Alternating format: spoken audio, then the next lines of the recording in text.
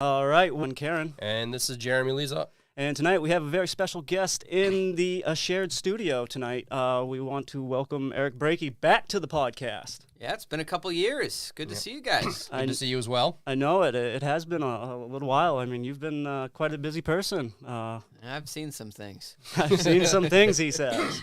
So, yeah, let's get back into, I guess, what have you been up to? Boy, where to begin? So I guess the last time I was on here was 2019. That 2019. was when we were running for state senate against Angus King. That was U.S. Senate. So that was 2018. Yeah, U.S. Senate. So it must have been even earlier. Okay. Yeah, I want to say, hold on. Let me, we'll keep talking, but I think we pulled a picture up on it. Ran for U.S. Senate in 2018. That was the election. I gave up my state Senate seat. In order to do that. The state Senate seat that I represented, which is the Auburn Senate seat, which after redistricting, I'm running to represent largely the same district. It's changed a little bit. Now it's Auburn, New Gloucester, Poland, and Durham. But when I left the Maine Senate in order to run for U.S. Senate, that seat has always been a notorious swing district. It's been the bellwether for the state. It's for the last 14 years, it's predicted which party is in the majority. In Augusta. So ever since 2008 when Barack Obama became president. Interesting. So I gave that seat up, and Republicans lost the seat. Democrats held it for the last 4 years. Well, before you gave your seat up there, you had done some pretty good things, too. I mean, you got constitutional carry. Yeah. You were part of that. Yeah. We got a lot of things done when I was... I was going to say, I mean, you guys were definitely a powerhouse for making things happen. Yeah. I mean, it's amazing. You mentioned constitutional carry. That was in 2015. So that was my first year in the Senate. Yeah, because it looks like we had you on the podcast November 16th of 2019. So it was probably after. So it was after. Yeah, I'm going to assume it was probably a little And that was after. when I was, gearing up for the run for Congress. Okay. Yeah. It's funny that we talk about the constitutional carry because I only pull this out for special occasions. This is usually put away, but this is the pocket constitution you gave me during that time. Oh, wow. And I carry two of them now. Yeah. This one's usually put away. I only bring it out for rallies. Special occasions. Yeah, like special this. rallies, usually when I go to a rally, but I usually keep a second one because usually I'll run into a younger person and I usually give it away, this has been around for a little while, so I just wanted to share that with you. Anyway, that's funny. That's how I lost my pocket constitution that I'd carried with me every day in the state Senate. I remember being in Washington County. This was, I think, when I was running for the U.S. Senate, and encountering a young man. Maybe he was 8 years old, 9 years old. I was going to say mine was probably around 10, 11, still grade school. Yeah, and he said to me, he said, because I would often pull it out for effect. I carry this with me everywhere I go. It's a good thing to carry, though. Absolutely. I mean, there is times that it has come in handy. I mean, I remember in the debates with Angus King, it's there would be some question about an immigration policy or something. I'd just be able to pull it out. Well, all right, here's what the Constitution says. This is exactly what it says, word for word. But yeah, I gave this kid. I think he said he liked the Constitution. I said, "Oh, do you have one?" And he said, "No." And I was just like, "Well, boy, I guess I gotta give you one." Right. So I gave him that. I gave him. It was a Cato Institute Constitution I'd carried with me for 4 years, and so anyway, I'm sure it's out there somewhere still. I got a new one, but you mentioned constitutional carry. It really is amazing in the years since. So that was 2015. Maine became the 6th constitutional carry state in the country. We were very, very much ahead of the curve. We were. And today we're up to 25. So that's awesome. It's literally doubled every 4 years. That's awesome. And Maine remains to this very day the only state that ever passed constitutional carry through a Democrat-controlled chamber. We passed it through a Democrat-controlled House, and that was the power of the Maine grassroots. It is. People calling, emailing, putting pressure on their legislators to do the right thing, and with the implicit, a suggestion that maybe if you don't do the right thing, that we're not going to be too happy come election season, and maybe you'll be out of a job. Elections have consequences. Exactly. Yeah. Exactly. When people fear the government, you have tyranny. Yep. When government fears the people, you have liberty. Yep. Exactly. So we've gone through a little bit of a change since then. How do you feel where we're at now with the way that Maine, where we're at with the way politics are today? Well, I think it's pretty abysmal.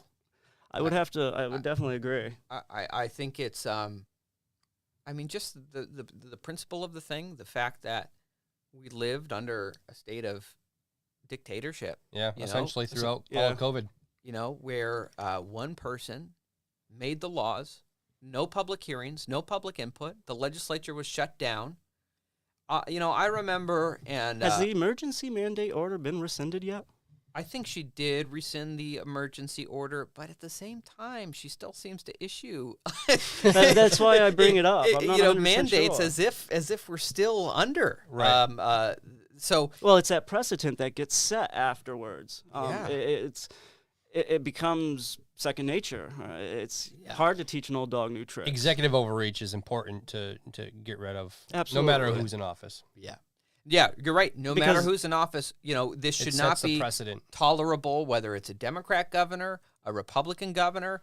Our constitutional system cannot tolerate any one person having this kind of power. When, it's like the legislative branch and the executive branch were all consolidated into one, and the judiciary was too afraid to do anything about it. Exactly.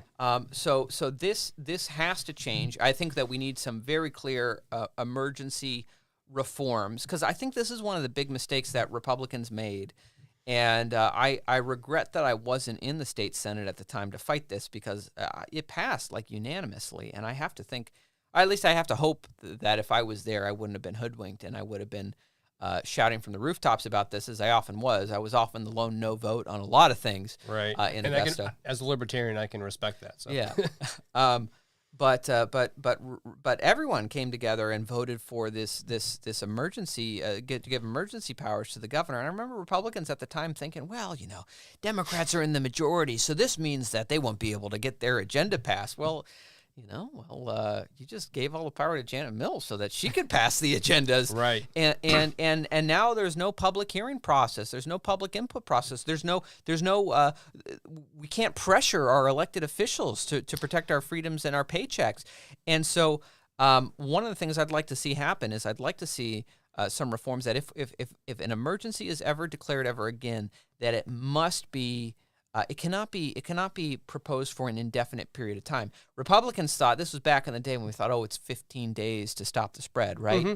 And so I think a lot of them thought, this is just going to be for temporary. A few weeks. It's only temporary. Maybe there should be some type of check every 15 or every 14 days. Come back and revisit to see if it's still necessary. Right. Absolutely. I think that's crucial. There must be, if this ever happens again, the legislature has to, maybe we could say it's after 2 weeks, after every 4 weeks. I don't know. We can decide what the number is. That's definitely the discussion that needs to be had. But it cannot be indefinite. Right. You got to have that check for sure. Right. Question: you went to the gun show a couple weeks ago, right? Where you saw Harrison?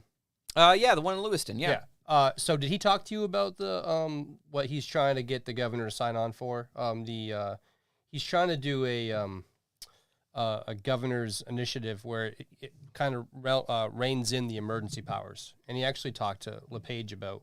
Yeah, supporting that initially. So I didn't know if he had talked to you about that. No, as well. He hasn't talked to me about that. But I think it is a very important issue. I don't know what the details of his proposal are, but so if I remember correctly, which I can check it after this is done, but I think it's after 30 days, the legislature has to come on and sign on whether or not to let it go further or to stop it right there. And that's a whole checks and balances, right? And that's crucial, because we got into a situation where it's like the Republicans, I think, realized the mistake that they had made, and then they were saying, "But they're too late," right? And then they were saying, "Okay, let's bring the legislature back in so we can stop this." And the Democrats are like, "Nah, we're good. Nah, we kind of like it the way it is. Right. Our Democrat governor gets to do whatever she wants, and we don't have to take any tough votes that'll hurt us in our district. We can just say, when our constituents complain to us about it, we can just say, well, that's Janet Mills' decision. There's nothing we can do about it." BS. They are the elected representatives. They're the ones who are supposed to be voting on and passing the laws, not the governor. Well, plus Ryan Fecto is termed out, so he wouldn't care anyway. So he's no longer running. And another thing too that was brought to our attention was by Shelley Rudnicki, and she was saying when they went to the Zoom feature, it essentially locked out the community and anybody with a assenting voice. Yeah. It's I feel like Zoom public hearings are kind of like Zoom classroom instruction. Mm-hmm. It's going through the motion of there being a real process, but it's not the real thing.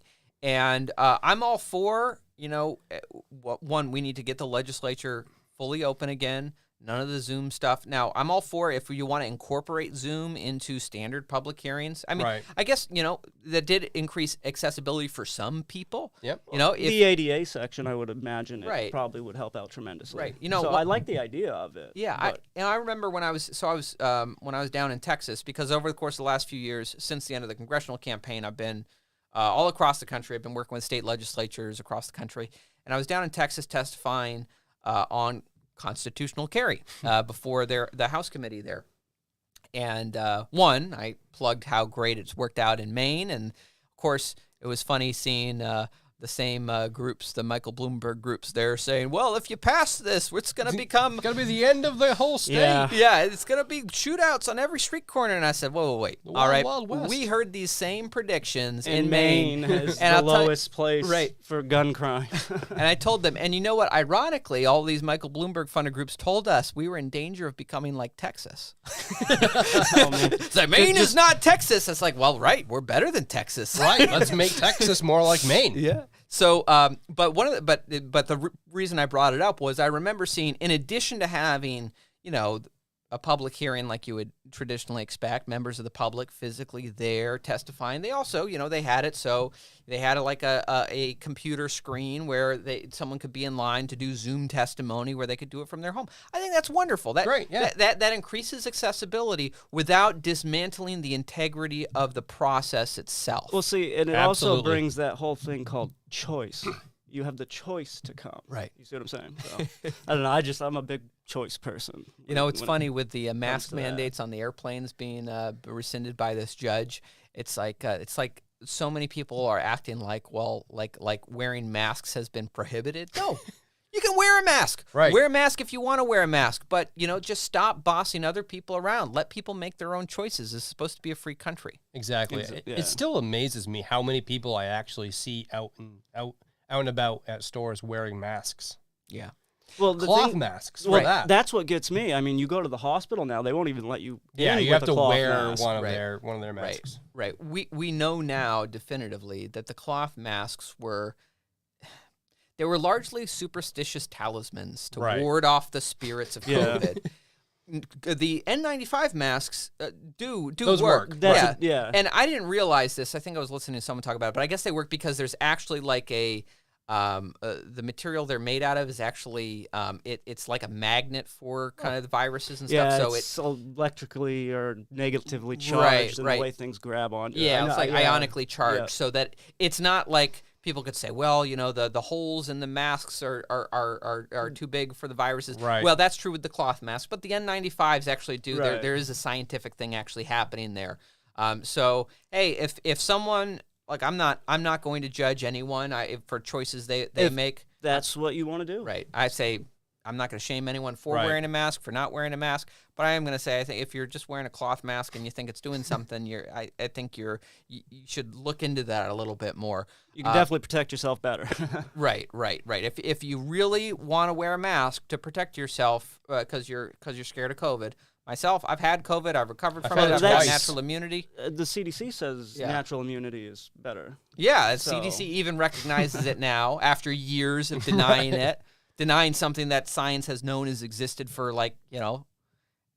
thousands of years. Exactly. Yeah. I mean, before the era of vaccines, natural immunity is how you combated a virus. Is that gradually the population developed immunity to it just by exposure. That might not always be the ideal circumstances, but it's a real thing. Yep. And, but yeah, no, it is funny. So many things that people would be banned on Twitter for, within a couple months, you have the CDC begrudgingly acknowledging they were right. Well, but they never get their Twitter, their Twitter profiles back. Of course not. It's like that or the data that got deleted or whatever. Yeah, it's like that saying, what's the difference between conspiracy and truth? 6 months. 6 or 8 months or something like that. Certainly with some things, that's true. Yeah. Yeah. But I got COVID twice actually. Oh yeah, that's a rough one. Well, the first time it was a lot worse, but the second time it was the last variant, and it went right through my house. And other than coughing a little bit, which I already do anyway, I felt fine. I have allergies, I'm always coughing. I think we had the actual coronavirus, but it was, I want to say, like a month and a half, 2 months before they really announced that it was here. Yeah. Because, I mean, my father was put into the hospital, and he was having a hard time, but I really think the only thing that saved him was they hooked him up to oxygen, and then they changed the rules when people came into the hospital after COVID happened, because they were afraid that putting oxygen on people would aerosol the coronavirus. So I really do think that that's what saved his life. Yeah. But that's just my opinion. Well, it's amazing to me that still one of the most effective things that has proven true for helping people is vitamin C, vitamin D, and where was the discussion from public health about? I mean, especially in a place like Maine, where most Maine people are vitamin D deficient. Simply because the primary source to get it is from sunlight. I was going to say, because of the access, we miss a little bit of it. I was very fortunate when all this was starting. I spoke with a supporter of mine who's a doctor, and he said, I'm telling all my patients, I'm telling everyone, take vitamin D supplements. Make sure your immune system. Yeah, those multivitamins are, I think, a good idea to take. And I don't know for certain, but when I got COVID, because I like you, I did get it twice. Second time, it's both times I never had anything more than sniffles. Yeah. I think it was, I don't know for certain. I think it was because I was, throughout the entire thing, I was taking vitamin D and making sure I had... the Joe Rogan approach. Yeah, well, Joe Rogan took, a bunch of stuff. My go-to was that it was Emergency. They're little packets that you mix in old water. Orange box stuff. Yeah, that's what my go-to was, and it seemed to help me through it. So. Yeah, I'm sure it did help too. We're young and relatively healthy people. We're not in high risk categories, and certainly for those who are, especially our elderly and people in high risk categories, it certainly is. It's a scary thing for them. Absolutely. Yeah. Though I know, talking with my parents just were like, look, and they got COVID, they recovered from it. But I remember, and I was concerned for them. I remember talking to them. Well, this was the only time that we did things backwards, because usually we protect the vulnerable first. Right. So that was another precedent that was a little different. Right. Well, and of course, that was the recommendation of the folks who authored the Great Barrington Declaration. You've got Dr. Jay Bhattacharya, Stanford University, got other epidemiologists from Harvard and Oxford who had authored this. This has been signed by thousands and thousands of epidemiologists and medical professionals across the world. And it just said that the lockdowns were a flawed approach, that the secondary effects of lockdowns in terms of suicide rates and drug abuse rates and just people, increase in poverty because people out of work, that was going to wipe out any positive effects of this in terms of if you're net gain. If you're balancing things out. And that they suggested the best approach would be to have a focused protection model where we protect the truly vulnerable and on voluntary conditions, right? We shouldn't be locking old people in their homes. Right. If they want to take the risk and go out there, then but we can advise them. Right. You're in a higher risk category. You may want to take these precautions. Right. But then they have the information to do with what they want. They can choose themselves at that point. Right. Right. And at the end of the day, knowing that the Achilles heel of this virus was that the young and healthy people were relatively at very low risk. Not to say that there's no incidences of severe disease in the young and healthy, but comparatively, it's very small compared to the elderly and those with underlying health conditions. But knowing that. And that we didn't have, an effective vaccine for a long time, that the best path forward was just to let people choose for themselves, take their own risks, let young and healthy people know. Hey, and they could shelter in place, too, if they wanted to. Right, but if they chose to. But if you wanted to go out and live your life and you got COVID and you do the responsible thing, when you get okay, you stay in, try not to spread it to others. But over time in the population, you're going to develop a kind of herd immunity, a kind of that's natural immunity. That's the big thing, I think, right. too. And at the end of the day, natural immunity has done what the vaccines have not been able to do.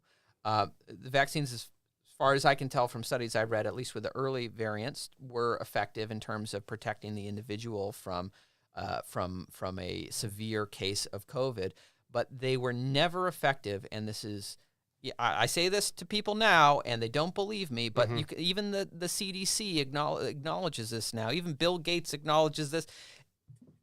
The vaccines did not have any significant impact on stopping infection and transmission rates, which was always the way they pushed it. Right. That was the whole They said, you got to take this because it's not about protecting yourself, it's protecting others. But it doesn't protect others. It only protected the individual. It only minimizes your impact if you actually get COVID. Right, exactly. And that's a good thing.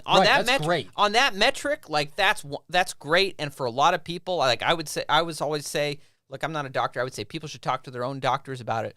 But when you listen to like Dr. Jay Bhattacharya at Stanford, who one of the authors of the Great Barrington Declaration, he said it's very clear. This is a matter of personal health. This is not a matter of public health with the vaccines.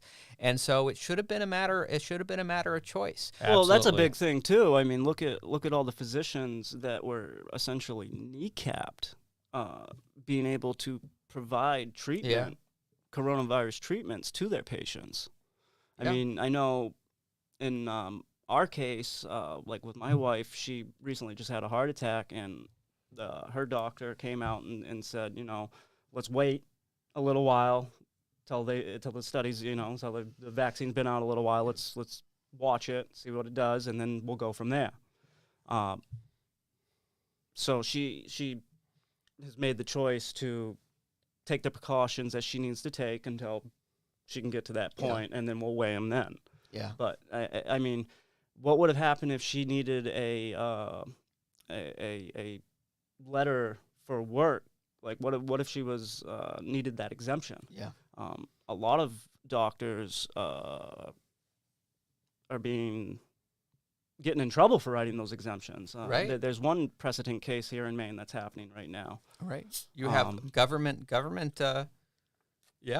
mean, talking about, trust the experts, you have government overriding doctors. Yep. And that's what it is. We make this argument, let's get the bureaucrats out of our doctor's office. Right. And here they are again. Apparently Democrats only want that for abortion. For everything else, they want government telling you what to do, what to put in your body.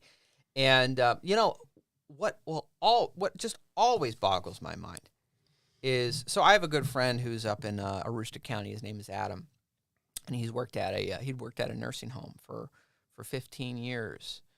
He was like I guess he was like the director of physical therapy or something like that. And when COVID was beginning, a lot of the other staff were terrified of working with COVID positive patients. But he said, look, these are my patients. Right. That's dedication right there. I have a duty, and he went and he worked with them. He took care of them. Someone needed to. Right. Someone has to. And good for him. And he got COVID. What did he do? He went home. He spent the 2 weeks in quarantine. Until he was healthy again and tested negative. He went back to work and picked up right where he left off. And he never got COVID again. Even as other staff around got COVID, he never got COVID because he had what science now recognizes as natural immunity. And in the Great Barrington Declaration, these epidemiologists specifically recommended for nursing homes where we're dealing with the most vulnerable people who are most susceptible to COVID, they recommended you want as much as possible to have staff with natural immunity serving these folks because they are the least likely to spread COVID. Yep. And yet, he got fired from his job. Wow. Because he felt like when the vaccine mandates came along, he's like, he thought it was experimental. He didn't think it was necessary. He had natural immunity. And now that we actually know that natural immunity actually does stop the spread in a way that the vaccines do not, It made absolutely no sense why he would get fired from his job. They fired him, and so many healthcare workers who were the very people you want working with vulnerable patients, because they are the safest to be around. They're the ones that don't cut corners. And well, a lot of them were, and now they're gone. So it's not getting better either. I know here one big thing is our nursing homes. They're still looking for staff. Huge. I'm sure you've seen it on the campaign trail. Yeah, huge healthcare worker shortage now. Yeah, absolutely. By some accounts, as much as 10% of our healthcare workers were either fired or left over this.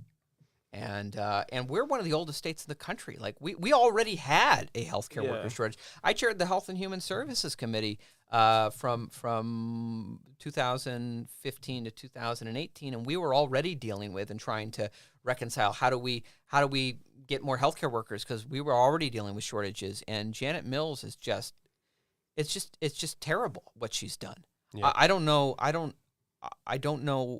that the system will ever truly recover from this. And who's really hurt are our seniors now, who aren't going to be receiving the care that they need. Absolutely.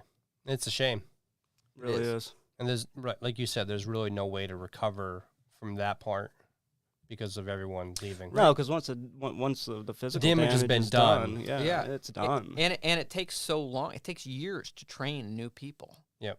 I mean, it's not like we're not talking about unskilled labor here. Well, see, we've become a society that uses everything. We're such a disposable society. I mean, it even carries into how we treat people. Definitely we got to make a step back in the right direction. That's why I'm excited about hopefully at least turning. I know I'm a libertarian, but turning the state at least somewhat red in the right direction. Well, see, I do agree. There needs to be some more balance. And I think that would definitely be the right direction. At this point, even if it's just the House that's red and the Senate that stays Democratic or something, as long as one of the parties doesn't, as long as the Democrats don't have a majority, then they're kind of hamstringed on what they're able to do. So I am certainly no Republican apologist. My criticism has often been reserved mostly for Republicans over Democrats, because I believe that discipline starts at home, right? Of course. You expect Democrats to be bad, you expect Republicans to be better. But I really do believe there needs to be a total repudiation and house cleaning this November. Yep. Democrats deserve to lose the House, the Senate, and the governorship, and we need to turn things around, root and branch what they've done to the state over the last 4 years. And I know that when we get Republicans in there are going to be a lot of Republicans who I'm going to be just as frustrated with time, and I'm going to be saying, we need to primary this person, get this. What do you mean you don't support repealing the income tax? What do you mean you don't support standing up for the men and women of our National Guard or what have you? But there needs to be a clear message sent from the Maine people this November that we will not tolerate this kind of tyranny that has been put upon the Maine people the last 4 years. It will not be tolerated ever again. And if any party, whether the Republican or Democrat in the future, thinks that they can do this to the Maine people, that they will be ushered out of Augusta just as quickly. Yeah, and I'm hesitant because I don't want people to think that all the rhetoric that we're saying is hyperbolic, just because it was very tyrannical in what was happening. Like, I had a business in Waterville. We had to close the whole business down. Yeah. We couldn't sustain the business because we couldn't open. Our rent was $2,000 a month. We can't afford rent if we can't even make an income. So it's, I said that because I don't want people to think that just because we're talking in that kind of rhetoric that it's hyperbolic and that it wasn't as bad as it was, because it was horrible to be in that kind of state, to be that tyrannical. There was an estimate that came out. I forget the university. It was a study, and some people have quibbled about the study because it's estimates, but these are strong academics who were estimating this, that they estimated that the lockdown policies across the country may have saved about 5,000 lives. And if you're one of those 5,000 people, or your family, I'm sure that's nothing. That's not nothing. But on the other side of that, they estimated that the secondary effects of these policies cost 120,000 lives per year. So over 2 years, we're talking about almost a quarter of a million people dead. from and not all the ripple effect, right? The ripple effect, right? So we're talking about childhood obesity rates nearly doubling. We're talking about suicides, literacy drug ratings. overdose rates. Just again, like lowering the standard of living for people living on the margin. We're talking about losing income. I mean, that means going without groceries. It might mean going without health care. We had a lot of people who cancer screenings were canceled, and so they may have discovered cancer later than they otherwise would have. There are so many secondary effects of these draconian policies that we're going to be dealing with the effects of this for a long time. I mean, even the kids. I mean, the kids lost like effectively 2 years of school. Yeah. I have three 12-year-olds, and they're in middle school right now. But they basically lost all of their 5th grade. Yeah. But I will say that RSU 18, which is where my kids go to school, they were the only school in the area to go back 5 days a week. And then, of course, the other ones kind of copied them. Awesome. But, so my kids' school, I've been very lucky in regards to how much school my kids haven't missed compared to the other districts in the area, just based on, because they went 5 days a week. They were always back in classes normal. I think there was only like 1 week that they actually had to do remote learning during that 5th grade. And nothing's happened during 6th grade. They've all just gone back to normal. You know, one thing I just do want to add here, because I know that there are going to be people who are listening and say, yeah, but, you know, Maine fared pretty well in terms of COVID rates and COVID deaths compared to other states. So doesn't that mean that all these lockdown policies worked and had an effect? And I just want to say to those folks, you know, there have been some studies that have come out recently comparing COVID rates and COVID death rates across all 50 states.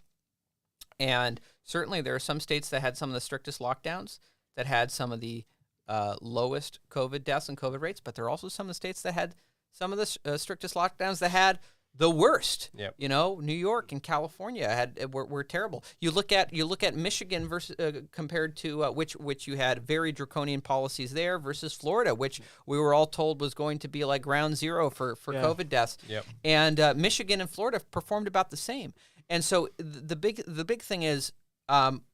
I know they kept trying to compare it to New York quite a bit, too, Florida. Right. There's no clear correlation whatsoever when you compare the 50 laboratories of innovation across this country. There's no correlation between lockdowns and mask mandates and everything that we were put through. There's no correlation between that and COVID rates. It's like COVID was just doing its own thing, and we might as well has had policies of avoid black cats, don't walk under any ladders, don't shatter any mirrors, and heaven forbid, don't say Macbeth in the theater, because if you do that, you're definitely going to get COVID. Like, that is literally those kind of, it is almost like the policies that were put in place had the same effect as any kind of superstitious thing we could have come up with. Whatever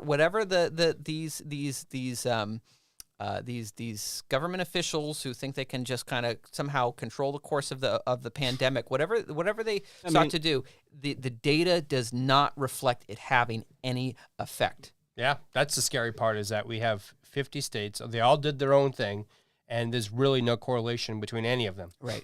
And so why were Maine people forced to sacrifice so much? And plus, I also think it also shouldn't be ignored, just the inherent social distancing that people do in Maine in general, just because it's such a big state with such a small population, comparatively speaking.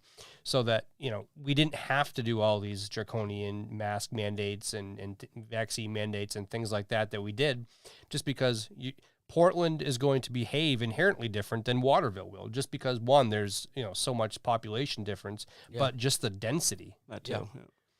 Absolutely. Yeah, they have things we don't have. They got public transit. We don't. So there's more people passing by each other. Yeah. So well, plus, you know, outside it was almost, you know, it was definitely, the numbers were so insignificant of people. I don't think there was anyone get caught COVID when you're outside. I don't and that was that was always a big thing. I remember. Yeah, remember they found early on that sunlight was a very effective disinfectant. So if you're outside in the sun, they're very hard to find any real cases of provable transmission when people were outside in broad daylight. Which makes it more difficult, obviously, because in Maine, you know, you have cold winters, but yeah. Well, I know that we thought it lasted a really long time on surfaces, and come to find out it doesn't last. It doesn't as even long. transfer on Right. surfaces. Right. There are still people like obsessively like wiping down everything. I mean, don't get me wrong. When it first started, I was like that. Yeah. But, Well, we were all unsure. Yeah. But then as it went on, we were able to get more data. Right. And then most people were able to change what they were doing on the fly. The government wasn't, but because it doesn't ever do that. This is the thing that bothers me most about everything we went through, is the way the government encouraged us to be fearful and the way that they manipulated our fears in order to take powers for themselves that were unjustifiable, that we would never have given them. I'm not in the habit of quoting FDR, but boy, what happened to the days of we have nothing to fear but fear itself? So, Yeah, I remember, and I remember when Donald Trump said, was encouraging people like we shouldn't be so afraid, and the media pouncing at him, whether you like Donald Trump or not. But the media pouncing on him. How dare he tell people not to be afraid? Right. They're supposed to be afraid.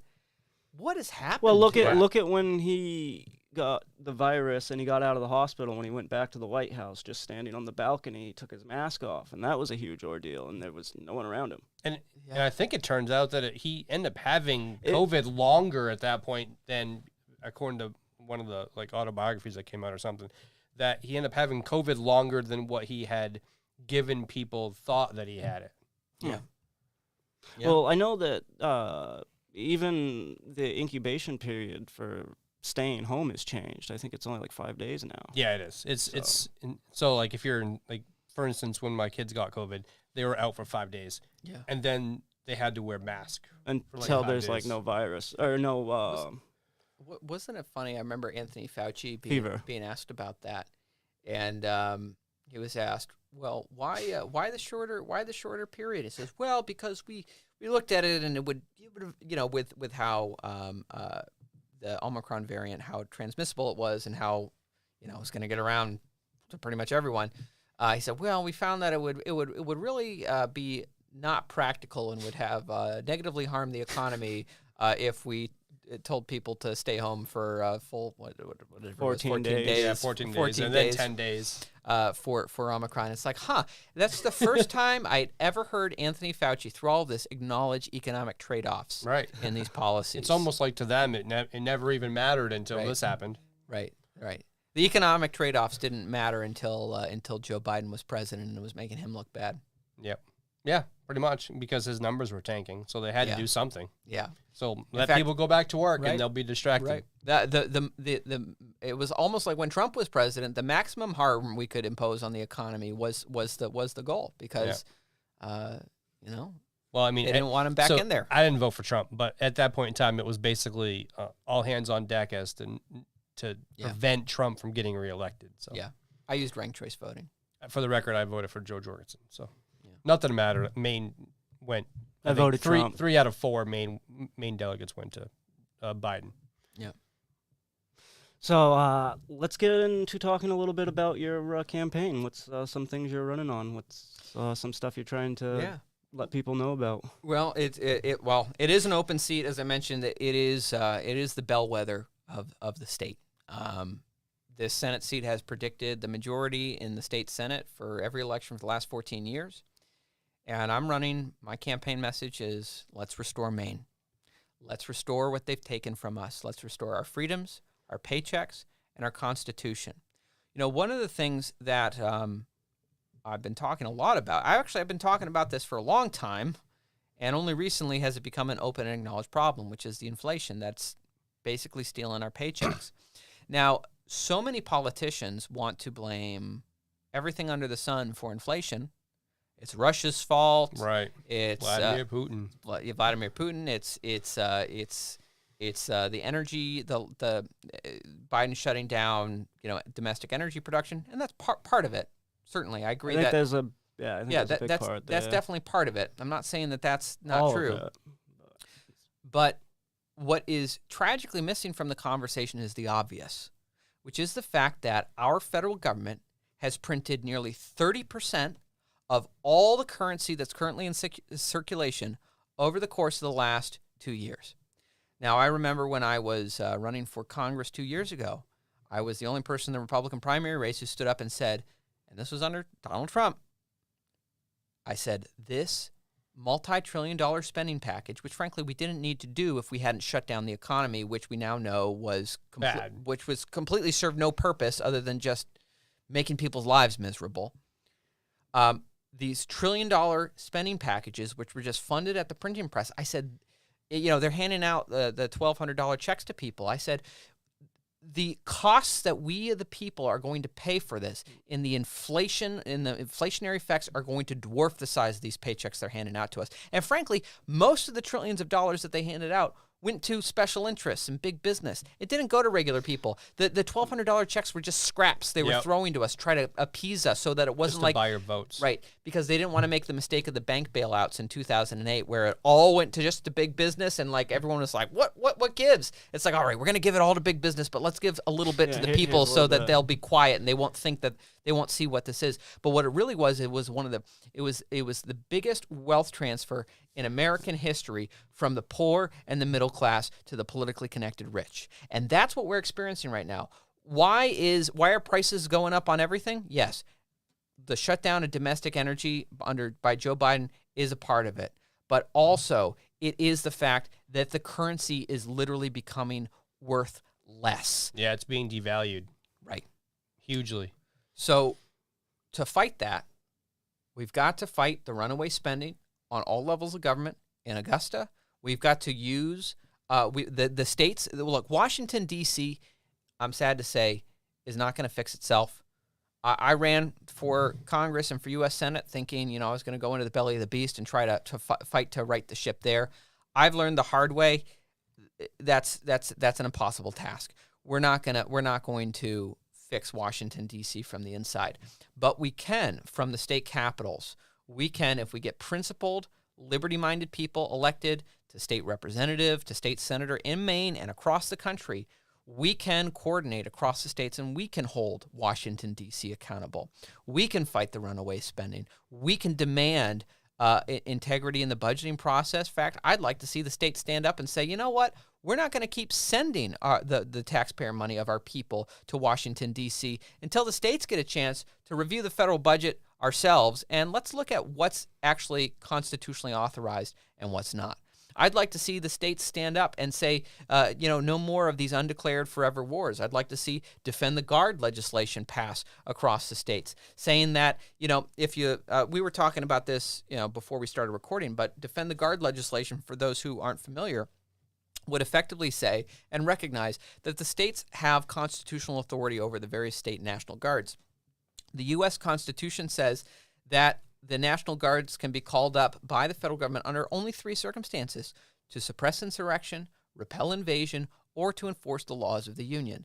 Tell me, how does that apply to the war in Syria? Exactly.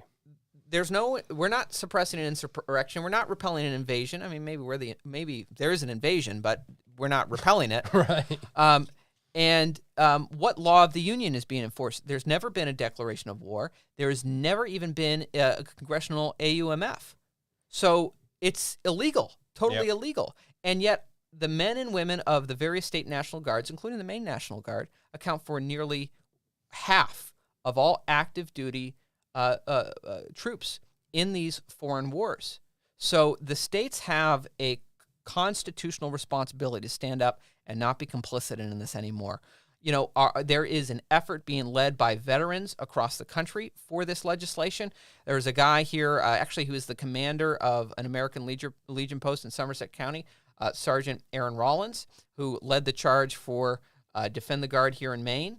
In the last legislature, sadly, it was killed in committee, but we got to keep fighting for it.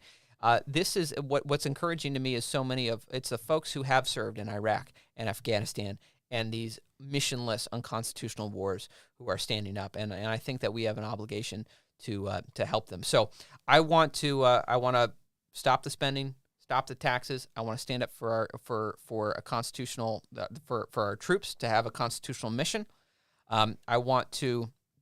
I know there's a lot of concerns about people of a lot of anxiety about the integrity of our election system. I'd like to do some work on trying to shore up our election system, make sure things are on the straight and narrow.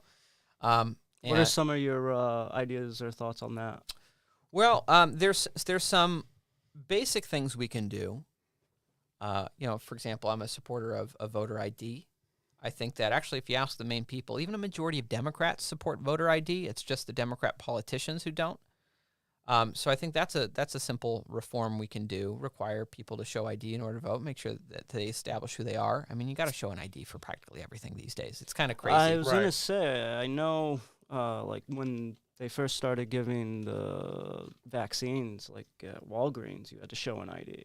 Yeah. So I thought that was kind of ironic. Well, I don't know if you still do, but it's kind of hard to compare apples to no, oranges. I know. I'm just vaccine. I'm showing the correlation of if you're willing to show it. You know what I mean? What's the difference from some voting? of the places where we would disagree. Well, it is funny to me that a lot of the people who wanted us all to live under a vaccine passport system where you have to show ID and your medical papers in order to just live your life. And that's do why regular things. That's bringing it up. These are some of the same people who don't want voter ID. So that's one thing we can do. I've also really been, and I sponsored some legislation when I was last in the Senate that I think there's some interesting things we can do with blockchain technology. I would love to be able to implement some kind of blockchain technology for voting. I don't really know what that would be yet, but so the idea is, and I apologize if this is too much in the weeds for some folks, but the idea is, for the average voter, things would remain exactly the same. One of the things we have, and that is great in Maine, and I want to absolutely keep, is paper ballots. Absolutely. I was just going to say that. It's so important that we have paper ballots so that if there is a question about the vote, it can always go back. And you can go back, and you've got the hard copies that you can count for yourself. But an idea that's also been proposed is when you scan in the paper ballot, currently, what's actually being counted, right? It makes a digital copy of the ballot, and that's what is counted, right? So what if the digital copies of all the ballots, as you scan them in, what if those are uploaded to the blockchain? Right, so that way there's always a number that's associated sequential that you can't go back and change. Now, would there be something also printing a central number onto the ballot too? So these are it's metadata. Right. So these are some different things you could do. I mean, theoretically, now one of the things you want to absolutely maintain is the ability for I'm just trying to figure out how you would connect the paper to the blockchain. Well, so a few things. So you could theoretically have like a serial number on there that only you as the voter would know, and if you wanted to go and look up to make sure your vote was counted the way you cast it, you could do that. You want to make sure you're maintaining the anonymity. That's a very important part of our system. But that's one way you could do it. But also one of the things I like about this is, I know there's so many situations where people have questions. They doubt the integrity of the process. When they might be right, they might be wrong. But oftentimes candidates are afraid to ask for a recount because they feel like they're going to come off as a sore loser, right? And they're just going to be wasting taxpayer resources. Money, But if you had it so that all of the votes were available on the blockchain, well, then anyone can do a recount. Right. You can just, and then you also have the hard ballots if you want to do an official recount. So let's say you want to do a preliminary recount and you just have you and some friends. It's like, well, let's count the ballots ourselves. Now, in more local races, that's more feasible. In a statewide race, you need a lot more people. Might take a few more people to do. Yeah, though theoretically, someone who was really dedicated could go through and do it all themselves. But I think that's a way that we can both increase. It's an idea that's intriguing to me. It's a way that we could increase transparency and accountability in our elections. And I think that's been one thing that has bothered me this last couple of years with Republicans is we've been going about saying we need the reform on our voting, and there's no idea of how that's supposed to be done. So I thank you for having an idea on how that could look. Yeah. So I definitely like the idea that you're presenting to keep the anonymity with it. So yeah. And I think because it's blockchain, it would be not very hard to implement. So I think because it wouldn't be as difficult to implement as some other options would be, that it would probably get pretty much universal support amongst at least most people. Right. Right, and it's what I like about it is it's not really complicating the process. Like we've already have the digital images. Right. It's just you're just adding one extra step. You're just adding the metadata. Right. You just add that to the blockchain and well, it's already there. Right. It's just consorting it together. Right. And making something to read it. And for the regular voter, you show up at the polls, you vote in your paper ballot, and it's the same as anything. We're not adding anything that complicates the process for. Yeah, and this is always one of the big criticisms of ranked choice voting, right? Is that it complicated the process for a lot of people who didn't fully understand it. Right. Where it's like I understand ranked choice voting, and a lot of people like I know how it works, and I can explain it to people backwards and forwards. What if you're just moving here from out of state? You just moved here within the last, that just whatever the time is to allow you to vote. I forget whatever the time period is, but say you make that time period so you vote. You don't really know what ranked choice voting is because you didn't have it in the state before. Yeah. So I don't know. Well, there's usually instructions that come with it on your ballot. Instructions. I hate ranked choice voting. Yeah. Ironically, for all the Democrats talk about voter suppression, the ranked choice voting did have a voter suppression effect. Well, the people that came out with that literally admitted that they came out with it to prevent another Paul LePage win or something similar. Mm-hmm. And ironically, like the gubernatorial race is like one of the only races it doesn't apply to. Right, you can't even use it because of the Maine Constitution. That's the irony right there. Yeah. And now I'm not as like hardcore anti ranked choice voting as some Republicans. Yeah, I'm not either. It's here. It's not going anywhere. I think it's a double-edged sword, and I think Republicans can win under it. And I absolutely agree. Right. You just have to. It is time to start figuring it out. We have no choice. So I do wish that Republicans would. Sometimes I think that Republicans are suppressing their own vote by telling people how complicated it is, and so there's a lot of people that, well, I can't deal with this, so I'm not gonna go vote. Right. And I think I think that has backfired on Republicans in the last few elections. So I do think there's a lot of people want to repeal it. That's fine, but I do think that we also need to start like really making sure that our voters just understand how it works, right? No, so that it doesn't intimidate them and stop them from coming out to vote. Yeah, you guys are completely right on that. I think. I definitely agree with you. Because it's not going anywhere. They've already tried to repeal it. It didn't work. No, so, it is law. You might as well learn the best of your ability how to utilize that law and take advantage of it. It's like I've said. I mean, if it is to go, I think the only way to make it go would be to start winning with it. Because you have to elect people. Right. So, you try to get the Democrats to get rid of it. You use it to win. Yeah. I know, but I'm saying. If anything, they're actually trying to double down. And now there's a bill in legislature to try to make it so that local municipalities can opt in and use it for their own local elections. Yeah. So it's clearly not going anywhere. No. I don't know if that bill has been passed yet. I know tomorrow is the last day that they're in session, I believe. Yeah, and Wednesday. Why would they need a law? Because I know Portland has had ranked choice voting for a long time. But it's in their charter. Oh, okay. All right, gotcha. All right. But I think others. I don't know why, but they're allowing it. I'm assuming they're using it as a funding mechanism to try to allow to give money to the individual municipalities to help fund it. Yeah. Because it'd be some change, I'm guessing. Yeah. I don't really know the monetary value behind it, but so next question: what do you? And I started asking this last time that we had a guest. It's a good question, though. What are your thoughts? And I think I know this already, but what are your thoughts on abolishing the Maine income tax? 100%. Perfect. It's I'll have to move just so I can vote for it. Obviously, I'd love to see the Maine income tax gone tomorrow. But I'm willing to accept gradualism if we are just reducing it year by year until it's at zero. I think when we were talking with Shelley. Yeah, that's what probably be the best way to go. Well, because there's a lot of money there. You can't just make it go away without finding a different funding mechanism. Right. I mean, so as the economy grows, we always have a decision in every budgeting cycle year to year. Do we grow government? Because as the economy grows, more revenue comes in. So do we grow government spending or do we lower taxes? And, of course, when Democrats are in, even frankly, sometimes when Republicans are in, people want to grow government spending, and I've always been a vote for no. Let's send the money back to the people. Let's gradually reduce and eliminate the income tax. Because it's sad. I mean, I think that so many Maine people can look across the border in New Hampshire and just see how much economic prosperity is starting to happen there. Yeah, because they not only do they not have an income tax, they don't have they don't even have a sales tax. Now, some people point out that property taxes are higher, but not as much higher as you might think. Right. Now, I would rather have a sales tax than high property taxes. So, I think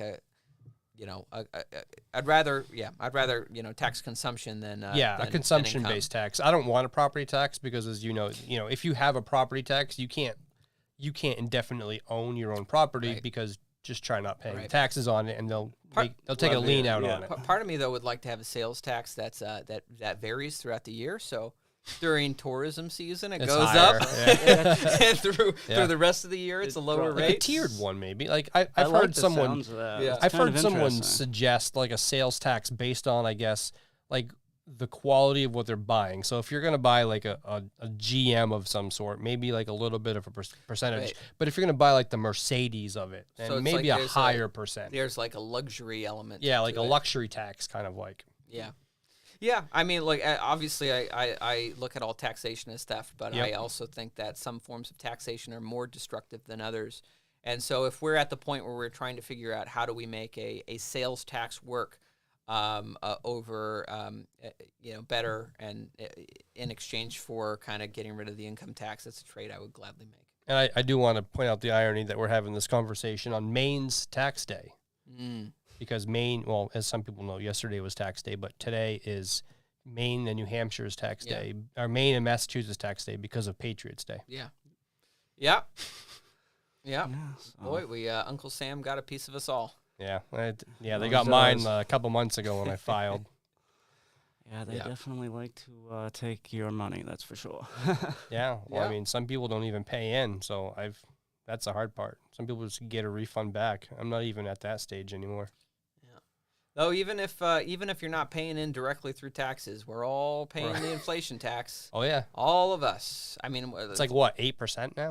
8.5 is the official rate, but you also got to know the official rates are manipulated because there's a lot of things that they don't count into the CPI that they did in the past. Mm-hmm. Some people have argued that the actual inflation rate, if you measure it by the standards that they measured it in the 1970s, we're actually at higher inflation rates now than in the 1970s. So when we say these are the highest inflation rates we've experienced in half a century, they would argue actually it's higher than half a century ago if you use the old measuring sticks. Wow.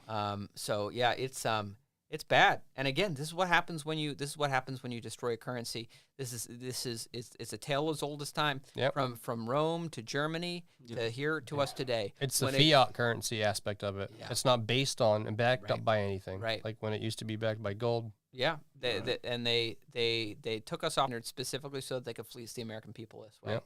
So they could just print the money and the thing is, when they print the money, it's so easy for them to find scapegoats to blame. Mm-hmm. It's Vladimir Putin. That's who's really doing it to you. It's like, Well, fear sells. Yeah, we saw that. It does. So. Gotta love the Federal Reserve. And the Fed. Yeah. So that'll be my priority in the Maine Senate is to abolish the Federal Reserve.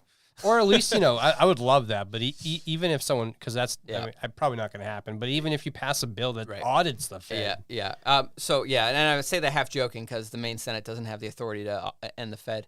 But we could pass a resolution of the Maine legislature demanding that Congress audit the Fed. Yeah. We could look at states that have passed good laws around gold and silver and cryptocurrency. I look at like what Wyoming has done. A friend of mine who was in the legislature in Wyoming named Tyler Lindholm, passed some amazing pro-cryptocurrency laws there. I think can be models for the entire country. They're looking at setting up crypto banks. That's awesome. There's at the end of the day, inflation will only hit you if you have your savings in the dollar. Yep. Because this is the mechanism that they're abusing. So if we can open up legal channels for people to save in other currencies, like historically gold and silver have been time-tested money for thousands of years. It's physically tangible. Right. And Maine is one of the few states that taxes you. You pay the sales tax when you buy gold and silver coinage in bullion. Most states don't have that. Maine does. So, frankly, I think that tax should be eliminated.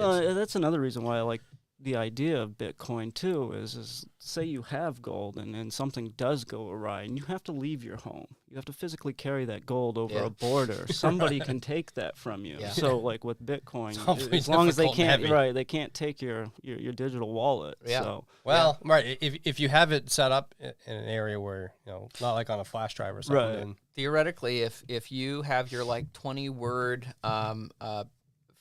there's your 20-word passwords committed to memory. Yeah, you can go anywhere. Yeah, you can.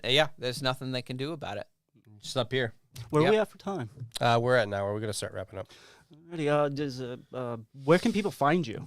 Where's the best places to look for you? Well, around Auburn. And well, we know that, but you can find me out knocking doors, talking to voters.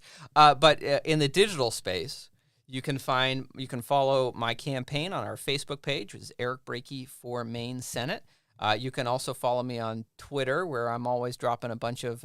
I tweet a lot these days. I'm like Elon Musk there, at Senator Brakey.